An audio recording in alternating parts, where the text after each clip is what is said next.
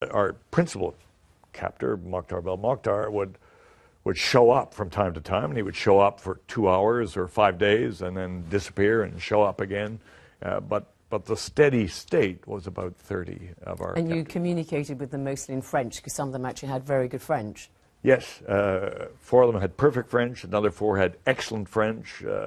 My suspicion is Belmokhtar's French was good, but I always spoke to him through an interpreter. You refer to Mokhtar Belmokhtar, who of course is known to be a senior Al-Qaeda operative in that region, and he's suspected of being behind the that attack on the gas facility that we had in Aminas in Algeria at the beginning of this year. So what was he like? I mean, you describe him in your book as being quite aloof and but quite respectful or polite. Yes, he was sort of all business. I mean, he was an Afghan Arab. That is, he fought as a 19-year-old in Afghanistan, where he lost his eye. He's been fighting in Algeria for 20 years, during which 200,000 people have been killed, but not him. He's very careful. Yes, he takes full credit for the In Animas attack, which killed 37 foreigners and 29 of his jihadis, including 2 Canadians. But he wasn't there. He didn't survive 20 years in this by being there for such things. And of course, he also then perpetrated these 2 relatively recent attacks in Niger against the French nuclear facility in Arlit and against a Niger army barracks just north of Agadez. He's a very serious player.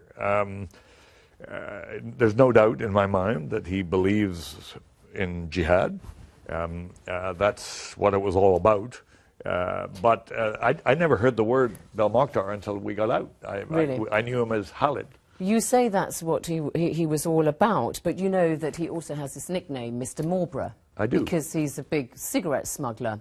And you tend to talk about these people who captured you as though they were sort of fairly one-dimensional, but do you not accept that perhaps there is a large element of criminality, pure criminality, to a large part of their actions, and that they're involved in all kinds of rackets, you know, cigarette smuggling in this case, and we've also heard about drug smuggling, human trafficking?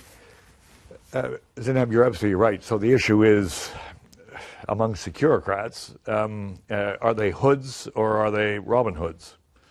I don't want to overly romanticize them with Robin Hoods, but in other words, are they bandits flying a flag of Islamic convenience? Or rather, are they latter-day Robin Hoods doing banditry to nourish the cause? And I have absolutely no doubt it's the second.